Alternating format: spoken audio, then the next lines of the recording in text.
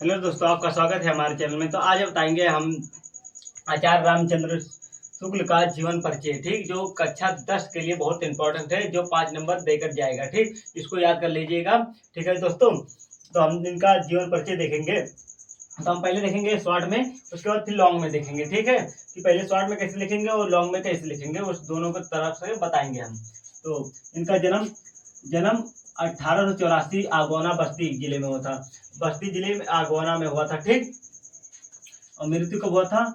1941 में हुआ था। मृत्यु कब हुआ था? 1941 में हुआ था। इनके पिता का नाम क्या था? इनके पिता का नाम था पंडित चंद्रबली शुक्ला।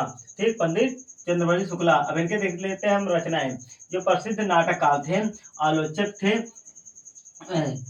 इतिहासकार थे और सफल संपादक थे। ठीक, याद रखिएगा इनको। और इनका निबंध क्या क्या है? तो निबंध हम देखेंगे। निबंध, तो निबंध क्या है? क्या चिंतामणि 2 भाग। ठीक, और विचार विधि। ठीक, विचार विधि और चिंतामणि 2 भाग। ठीक, आलोचना क्या है इसका? इनका आलोचना देख लेते हैं आचार्य रामचंद्र शुक्ल का। तो रस मीमांस, ठीक, रस मीमांस, त्रिवेणी त्रिवेणी सूरदास, ये तीनों याद रखिएगा। आलोचना ये बहुत ज्यादा पूछता है और सवाल में भी पूछ लेता है। इतिहास इनका देख लेते हैं, इतिहास कहाँ पर रहा। ठीक, हिंदी साहित्य का इतिहास रहा इनका। ठीक, हिंदी साहित्य का इतिहास रहा। संपादन किससे किया? जायसी ग्रंथ वाली और तुलसी ग्रंथ वाली, ये दोनों इंपॉर्टेंट है। जायसी ग्रंथ वाली और तुलसी ग्रंथ वाली याद रखिएगा। भरमर गीत सार, तो इसे हम शॉर्ट में इसको लिख लेंगे।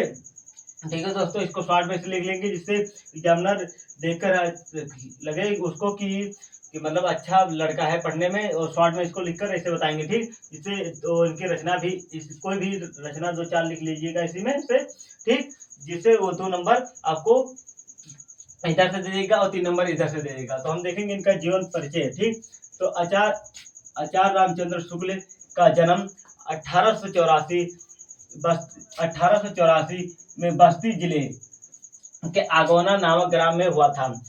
बस्ती जिले के आगोना नामक ग्राम में हुआ था। किसमें हुआ था? आगोना में ऐसे अंडरलाइन कर लीजिएगा। और बस्ती में, और जो 1884 है उसको भी अंडरलाइन कर लीजिएगा। जिसे आप नीला पेन से लिख रहे हैं तो उस पर स्केच से अंडरलाइन कर लीजिएगा। ठीक, ग्राम में हुआ था। इनके पिता का नाम पंडित चंद्रबली शुक्ला था।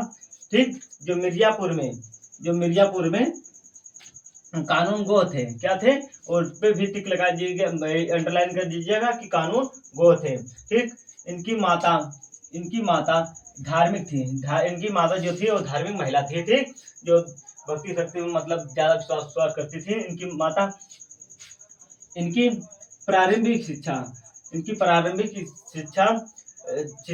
अपने पिता के पास के जिले में राठ तहसील में हुई थी। इनकी जो शिक्षा हुआ था वो राठ तहसील में इनके पिता के पास के जिले के राठ तहसील में हुई थी। इन्होंने मिशन स्कूल से 10वीं पास की। 10वीं पास इन्होंने मिशन स्कूल से पास किया। परीक्षा उत्तीर्ण की। ठीक, गणित में कमजोर होने के कारण आगे नहीं पढ़ सके। क्या? आगे नहीं पढ़ सके। गणित में कमजोर होने के कारण आगे नहीं पढ़ सके। इन्होंने एमए की शिक्षा इलाहाबाद से ली थी। एमए की शिक्षा कहाँ से ली थी? इलाहाबाद से ली थी। किंतु परीक्षा से पूर्व ठीक, विद्यालय छूट गया था। क्या?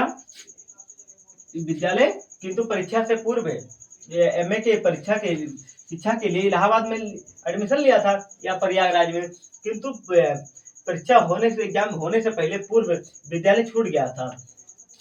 इसके बाद मिर्जापुर के न्यायालय में नौकरी करनी आरंभ कर दी। ठीक, उसके बाद मिर्जापुर के न्यायालय में नौकरी आरंभ कर दी।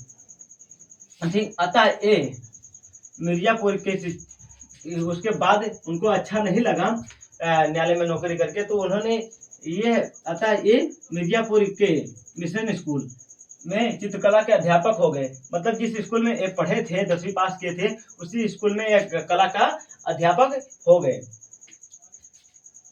अध्यापन का कार्य करते हुए इन्होंने अनेक कहानी, कविता, निबंध, नाटक आदि, मतलब वहीं से जब इन्होंने अध्यापन करने के कार्य करते हुए इन्होंने कहानी, कविता, निबंध, नाटक आदि लिखना भी इनको वहीं से प्रारंभ कर दिया था। रचना की इनकी विद्वता से प्रभावित होकर इन्हें हिंदी शब्द सागर, इसको अंडरलाइन कर लीजिएगा, हिंदी शब्द सागर के संपादन का कार्य में सहयोग के लिए श्याम सुंदर दास जी द्वारा काशी नगरी परिचर्ली सभा में सम्मान बुलवाया गया। इनको ससम्मान बुलवाया गया। इनकी नियुक्ति जो हुई थी वो काशी विश्वविद्यालय में हिंदी विभाग के प्राध्यापक के रूप में हुआ था। मतलब काशी हिंदू विश्वविद्यालय में हिंदी विभाग के प्राध्यापक के रूप में हो गए। ठीक, किसने? और श्याम सुंदर दास की मृत्यु